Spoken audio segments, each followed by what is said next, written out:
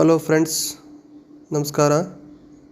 Welcome to my channel ಸಾಮಾನ್ಯ ಕನ್ನಡಿಗ. ಇವತ್ತು ನೀವು ತಿಳ್ಕೊಬೇಕಾಗಿರ್ತಕ್ಕಂಥದ್ದು ರಾಮನ ಪ್ರತಿಷ್ಠಾಪನೆ ನೋಡೋದಕ್ಕೆ ಬರಬೇಕಾದ ಅಯೋಧ್ಯೆಗೆ ಹೇಗೆ ಹೋಗಬೇಕು ಅನ್ನೋ ರೈಲಿನ ವಿವರಗಳನ್ನು ನಾನು ನೀಡ್ತಾ ಇದ್ದೀನಿ. ತಮ್ಮಗಳಿಗೆಲ್ಲೂ ಹೆಲ್ಪ್ ಆಗ್ಬೋದು ಅಂದ್ಕೊಂಡಿದ್ದೀನಿ. ದಯವಿಟ್ಟು ನನ್ನ ಚಾನಲ್ನ ಸಬ್ಸ್ಕ್ರೈಬ್ ಮಾಡಿ ಆ್ಯಂಡ್ ಪಕ್ಕದಲ್ಲೇ ಇರ್ತಕ್ಕಂಥ ನೋಟಿಫಿಕೇಷನ್ ಬಟನ್ನ ಕ್ಲಿಕ್ ಮಾಡಿ. ಇದರಿಂದ ನಿಮಗೆ ನಾನು ಮಾಡ್ತಕ್ಕಂಥ ಹೆಚ್ಚಿನ ವಿಡಿಯೋಗಳು ನಿಮಗೆ ತಲುಪ್ತವೆ. Thank you.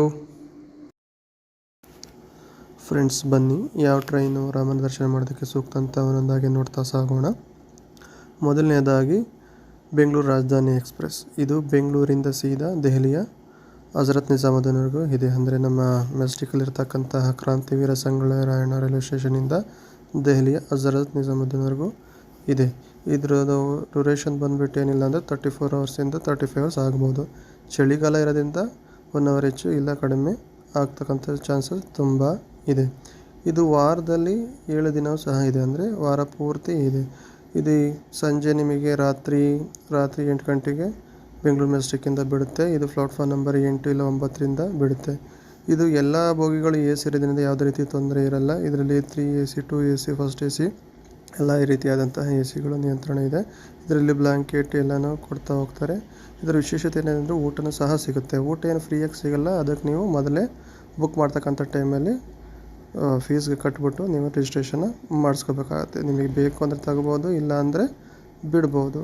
ಸ್ನೇಹಿತರೆ, ನೀವು ಅಯೋಧ್ಯೆಗೆ ಹೋಗಬೇಕು ಅಂದರೆ ಯಾವುದೇ ರೀತಿ ಡೈರೆಕ್ಟ್ ಟ್ರೈನ್ ಇಲ್ಲದ್ರಿಂದ ದೆಹಲಿಯಿಂದ ಅಯೋಧ್ಯೆಗೆ ಹೋಗಬೇಕು ಅಂತ ನಾನು ಈ ವಿಡಿಯೋದ ಕೊನೆಯ ಭಾಗದಲ್ಲಿ ತಿಳಿಸ್ಕೊಡ್ತೀನಿ. ಅದರಿಂದ ದಯವಿಟ್ಟು ಕೊನೆ ತನಕ ವಿಡಿಯೋನ ನೋಡಿ.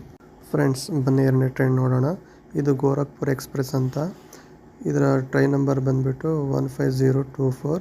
ಇದು ಯಶವಂತಪುರದಿಂದ ಸೀದಾ ಅಯೋಧ್ಯೆಗೆ ಇದೆ. ವಿಶೇಷತೆ ಏನಂದರೆ ಅಯೋಧ್ಯೆಗೆ ಹೋಗ್ತಾ ಇರೋದೇ ವಿಶೇಷತೆ.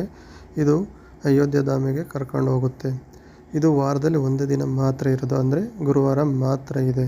ಆದ್ದರಿಂದ ನೀವು ಬುಕ್ ಮಾಡಬೇಕಾದ್ರೆ ನೋಡಿ ಬುಕ್ ಮಾಡ್ಕೋಬೇಕು. ಗುರುವಾರ ಮಾತ್ರ ಇರೋದ್ರಿಂದ ನೀವು ನೋಡಿ ಬುಕ್ ಮಾಡ್ಕೊಳ್ಳೋದು ನಿಮಗೆ ಒಳ್ಳೆಯದು. ಇದು ರಾತ್ರಿ 11:40 ಇದರ ಡ್ಯೂರೇಷನ್ನು ಬಂದುಬಿಟ್ಟು ಏನಿಲ್ಲ ಅಂದರೆ ನಿಮಗೆ 40 ಅವರ್ಸ್ ಮೇಲೇ ಆಗೋದು. ಫ್ರೆಂಡ್ಸ್, ಮೂರನೇ ಟ್ರೈನ್ ಬಂದುಬಿಟ್ಟು 12627. ಇದು ಕರ್ನಾಟಕ ಸೂಪರ್ ಫಾಸ್ಟ್ ಎಕ್ಸ್ಪ್ರೆಸ್ ಅಂತ.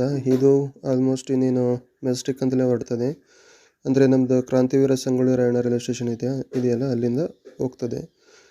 ಇದರ ಹೊರಡೋ ಸಮಯ ಏನಿಲ್ಲ ಅಂದರೆ ಆಲ್ಮೋಸ್ಟ್ ನಿಮಗೆ ಸಂಜೆ ರಾತ್ರಿ 7:50 ಇಲ್ಲ 7:00ವರೆಗೆ ಹೊರಡ್ತದೆ. ಇದು ಡ್ಯೂರೇಷನ್ ಬಂದುಬಿಟ್ಟು ಏನಿಲ್ಲ ಅಂದರೂ 47 ಅವರ್ಸಿಂದ 48 ಅವರ್ಸ್ ಆಗ್ತದೆ. ಚಳಿಗಾಲ ಇರೋದ್ರಿಂದ ಸ್ವಲ್ಪ ಹೆಚ್ಚು ಕಡಿಮೆ ಆಗ್ಬೋದು. ಸೊ ನೀವು ಬುಕ್ ಮಾಡೋಕ್ಕಿಂತ ಮುಂಚೆ ನಿಮಗೆ ಯಾವುದು ಅನುಕೂಲ ಆಗುತ್ತೆ ಅಂತ ತಿಳ್ಕೊಂಬಿಟ್ಟು ಬುಕ್ ಮಾಡೋದು ನಿಮಗೆ ಒಳ್ಳೆಯದು ಅಂತ ನನ್ನ ದೃಷ್ಟಿಯಲ್ಲಿ ಅನ್ನಿಸ್ತದೆ. ಫ್ರೆಂಡ್ಸ್, ಬನ್ನಿ ನೆಕ್ಸ್ಟ್ ಟ್ರೈನ್ ನೋಡೋಣ. ಇದು ರೈಲ್ ನಂಬರ್ ಬಂದುಬಿಟ್ಟು 12649 ಅಂತ. ಕರ್ನಾಟಕ ಸಂಪರ್ಕ ಕ್ರಾಂತಿ ಎಕ್ಸ್ಪ್ರೆಸ್ ಅಂತ. ಈ ಟ್ರೈನು ಯಶವಂತಪುರದಿಂದ ದೆಹಲಿಯ ನಿಜಾಮುದ್ದೀನ್ವರೆಗೂ ಇದೆ. ಇದು ವಾರದಲ್ಲಿ 2 ದಿನ ಬಿಟ್ಟು, ಅಂದರೆ ಮಂಗಳವಾರ ಮತ್ತು ಗುರುವಾರ ಬಿಟ್ಟು ಮಿಕ್ಕಿದ ಎಲ್ಲ ದಿನವೂ ಸಹ ಇದೆ. ಇದ್ರದ್ದು ಆಲ್ಮೋಸ್ಟ್ ಡ್ಯೂರೇಷನ್ ನಿಮಗೆ 45 ಇಂದ 47 ಅವರ್ಸ್ ಆಗ್ತದೆ. ನೀವು ಹೊರಡೋಕ್ಕಿಂತ ಮುಂಚೆ ಚೆಕ್ ಮಾಡ್ಕೊಂಡು ರಿಜಿಸ್ಟ್ರೇಷನ್ ಮಾಡ್ಕೊಳ್ಳೋದು ಒಳ್ಳೆಯದು ಅಂತ ನನ್ನ ಅನಿಸಿಕೆ. ಫ್ರೆಂಡ್ಸ್, ಬನ್ನಿ ಕೊನೆಯದಾಗಿ ಇನ್ನೊಂದು ಟ್ರೈನ್ ನೋಡೋಣ. ಇದರ ಟ್ರೈನ್ ನಂಬರ್ ಬಂದುಬಿಟ್ಟು 12213 ದುರಂತ ಎಕ್ಸ್ಪ್ರೆಸ್ ಅಂತ. ಇದು ಯಶವಂತಪುರದಿಂದ ನಿಜಾಮುದ್ದೀನ್ವರೆಗೆ ಇದೆ. ಇದು ವಾರದಲ್ಲಿ 1 ದಿನ ಮಾತ್ರ, ಅಂದರೆ ಶನಿವಾರ ಮಾತ್ರ ಇದೆ. ನಿಮಗೆಲ್ಲ ಗೊತ್ತಿರೋ ಹಾಗೆ ದುರಂತ ಎಕ್ಸ್ಪ್ರೆಸ್ ತುಂಬ ಸ್ಪೀಡಾಗಿ ಹೋಗುತ್ತೆ.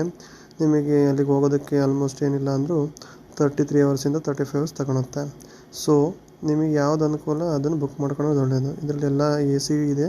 Almost 3 AC 2 AC first AC ಎಲ್ಲ ಇದೆ. ನಿಮಗೆ ಯಾವ ರೀತಿ ಅನುಕೂಲ ಆಗುತ್ತೆ ಆ ರೀತಿ ಟಿಕೆಟ್ನ ಬುಕ್ ಮಾಡ್ಕೊಳ್ಳೋದು ಒಳ್ಳೆಯದು.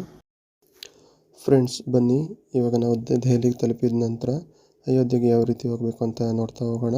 ಫ್ರೆಂಡ್ಸ್, ನಾನು ಮೊದಲೇ ತಿಳಿಸಿದ ಹಾಗೆ ಗೋರಖ್ಪುರ್ ಎಕ್ಸ್ಪ್ರೆಸ್ ಒಂದು ಬಿಟ್ಟರೆ ಯಾವುದೇ ಟ್ರೈನ್ ಸಹ ಅಯೋಧ್ಯೆಗೆ ಡೈರೆಕ್ಟ್ ಇಲ್ಲ. ಆದ್ದರಿಂದ ನೀವು ದಿಲ್ಲಿಗೆ ಹೋದ್ಮೇಲೆ ಟ್ರೈನನ್ನ ಚೇಂಜ್ ಮಾಡಬೇಕಾಗತ್ತೆ.